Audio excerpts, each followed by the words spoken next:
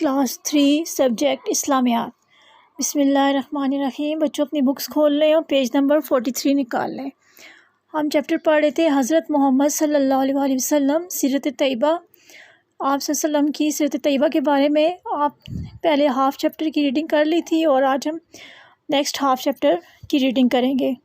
آپ سب نے میرے ساتھ ریڈنگ کرنی ہے اور مشکل الفاظ پہ نشان بھی لگانے ہیں۔ حضرت خدیجہ رضی اللہ تعالیٰ عنہ سے نکاح۔ جب آپ صلی اللہ علیہ وآلہ وسلم کی عمر 25 سال کی ہوئی تو خدیجہ رضی اللہ تعالیٰ عنہ کا مال لے کر تجارت کے لیے ملک شام تشریف لے گئے۔ حضرت خدیجہ رضی اللہ تعالیٰ عنہ ایک معزز، مالدار اور تاجر پیشہ خاتون تھیں۔ جب انہیں رسول اللہ صلی اللہ علیہ وآلہ وسلم کی سچائی اور امانت کا علم ہوا تو انہوں نے آپ صلی اللہ علیہ وسلم کو ان کا تجارت کا مال بیچنے کی پیشکش کی۔ آپ صلی اللہ علیہ وسلم نے یہ پیشکش قبول کر لی۔ شام کے سفر میں آپ صلی اللہ علیہ وسلم کے ساتھ خدیجہ رضی اللہ تعالیٰ عنہا غلام میسرہ بھی تھے۔ مال نیکسٹ پیج پہ آ جائیں، 44 پیج۔ مال بہت منافع سے فروخت ہوا۔ اسی طرح آپ صلی اللہ علیہ وسلم کئی مرتبہ حضرت خدیجہ رضی اللہ تعالیٰ عنہ کا مال لے کر بحرین، یمن اور شام کی طرف گئے۔ ہر مرتبہ تجارت میں خوب نفع ہوا اور آپ صلی اللہ علیہ وسلم کی دیانت، امانت اور شرافت سے متاثر ہو کر حضرت خدیجہ رضی اللہ تعالیٰ عنہ نے آپ صلی اللہ علیہ وآلہ وسلم کو شادی کا پیغام بھیجا۔ آپ صلی اللہ علیہ وسلم راضی ہو گئے اور آپ صلی اللہ علیہ وسلم کا نکاح جناب ابو طالب نے پڑھا۔ نکاح کے وقت آپ صلی اللہ علیہ وآلہ وسلم کی عمر 25 سال اور خدیجہ رضی اللہ تعالیٰ عنہ کی عمر 40 سال تھی، یعنی عمر میں آپ خدیجہ رضی اللہ تعالیٰ عنہ آپ صلی اللہ علیہ وسلم سے بڑی تھیں اور یہ پہلی خاتون تھی جن سے رسول اللہ صلی اللہ علیہ وسلم نے شادی کی اور ان کی وفات تک کسی دوسری خاتون سے شادی نہیں کی۔ حضور صلی اللہ علیہ وسلم کے عمر کے 3 بیٹے اور 4 بیٹیاں تھیں۔ ابراہیم علیہ السلام کے علاوہ آپ صلی اللہ علیہ وسلم کی تمام اولاد حضرت خدیجہ رضی اللہ تعالیٰ عنہ سے تھی۔ سب سے پہلے قاسم رضی اللہ تعالیٰ عنہ پیدا ہوئے، پھر زینب رضی اللہ تعالیٰ عنہ، رقیہ رضی اللہ تعالیٰ عنہ، ام کلثوم رضی اللہ تعالیٰ عنہ، فاطمہ رضی اللہ تعالیٰ عنہ اور عبداللہ رضی اللہ تعالیٰ عنہ پیدا ہوئے۔ عبداللہ رضی اللہ تعالیٰ عنہ کا لقب طیب اور طاہر تھا۔ آپ صلی اللہ علیہ وآلہ وسلم کے سب بیٹے بچپن ہی میں انتقال کر گئے۔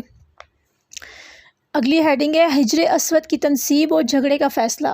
خانہ کعبہ کی عمارت بہت پرانی ہو چکی تھی، دیواریں پھٹ گئی تھیں۔ ایک زوردار سیلاب آیا جس کے نتیجے میں خانہ کعبہ کی عمارت گرنے کے قریب ہو گئی۔ قریش نے پرانی عمارت کو گرا کر اسے نئے سرے سے بنانا شروع کیا۔ حجر اسود نصب کرنے کا موقع آیا تو قبائل میں اختلاف پیدا ہو گیا۔ ہر قبیلہ یہ چاہتا تھا کہ حجر اسود اٹھا کر اس کی جگہ نصب کرنے کی عزت اسے ملے۔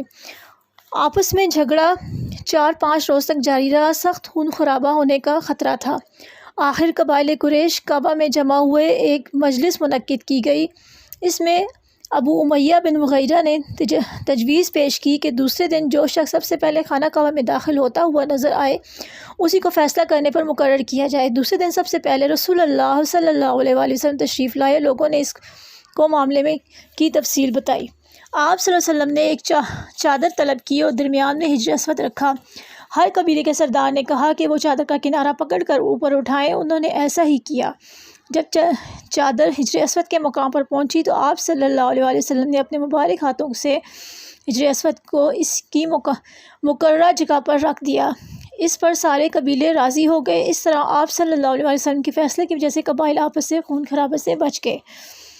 اس وقت آپ صلی اللہ علیہ وسلم کی عمر 35 سال تھی۔ نبوت کے اعلان سے چند برس پہلے آپ صلی اللہ علیہ وسلم روزانہ ستو اور پانی لے کر مکہ سے 2 میل دور غار حرا میں جاتے اور تنہائی میں اللہ تعالیٰ کی عبادت کرتے۔ رمضان کا سارا مہینہ اس غار میں قیام کرتے، آنے جانے والے مسکینوں کو کھانا کھلاتے اور باقی وقت اللہ تعالیٰ کی عبادت میں گزارتے، کائنات کی تمام چیزوں پر غور و فکر کرتے۔ غار حرا کے اندر نبوت ملنے سے کچھ عرصہ پہلے آپ صلی اللہ علیہ وسلم جو بھی خواب دیکھتے وہ صبح سچ ثابت ہوتا۔ ایک رات جب آپ صلی اللہ علیہ وسلم غار حرا میں اللہ تعالیٰ کی عبادت کر رہے تو حضرت جبرائیل علیہ السلام قرآن مجید کی چند آیات لے کر آپ صلی اللہ علیہ وآلہ وسلم کے پاس تشریف لائے۔ فرشتے نے کہا پڑھو آپ وسلم نے فرمایا میں پڑھا ہوا نہیں ہوں۔ فرشتے نے پکڑ کر آپ وسلم کو زور سے دبایا اور کہا پڑھو۔ آپ وسلم نے وہی جواب دیا کہ میں پڑھا ہوا نہیں ہوں۔ فرشتے نے دوسری مرتبہ پکڑ کر آپ صلی اللہ علیہ وآلہ وسلم کو دبایا اور پھر چھوڑ کر کہا پڑھو۔ آپ صلی اللہ علیہ وآلہ وسلم نے کہا میں پڑھا ہوا نہیں ہوں۔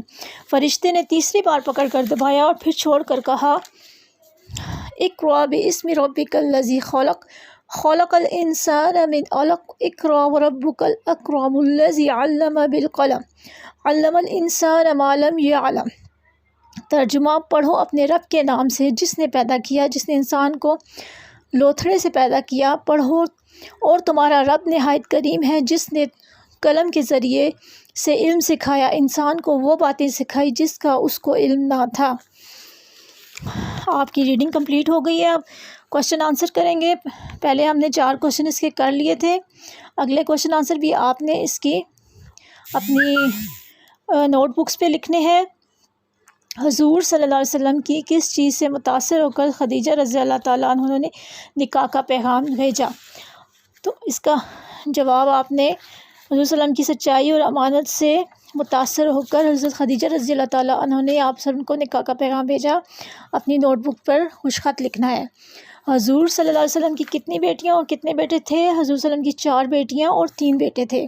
نبوت سے پہلے رمضان کا سارا مہینہ آپ وسلم کہاں قیام کرتے تھے؟ نبوت سے پہلے رمضان کا سارا مہینہ آپ صلی اللہ علیہ وسلم غار حرا میں قیام کرتے تھے۔ ابھی ایک کوشچن آپ کا رہ گیا ہے، کوشچن نمبر 3، درست جواب پر نشان لگائے۔ تو آپ نے اپنا یہ کام جو ہے وہ اپنے بک پر ہی کرنا ہے۔ سفر شام کے وقت آپ وسلم کی عمر کتنی تھی؟ 12 سال۔ حلف میں آپ کو صرف رائٹ آنسر بتاتی جاؤں گی۔ حلف الفضول کس جگہ طے پایا؟ حضرت عبداللہ بن جدعان کے مکان پر۔ آپ وسلم کا نکاح کس نے پڑھا؟ جناب ابو طالب۔ حضور صلی اللہ علیہ وسلم کی اولاد میں سب سے پہلے کون پیدا ہوئے؟ قاسم رضی اللہ تعالیٰ عنہ۔ حضور صلی اللہ علیہ وسلم ملک شام کس لیے تشریف لے گئے؟ تجارت کے لیے۔ حضرت خدیجہ رضی اللہ تعالیٰ عنہ کی نکاح کے وقت عمر کتنی تھی؟ 40 سال۔ پہلی واقعہ کب پیش آیا؟ رمضان المبارک کی 21 تاریخ کو۔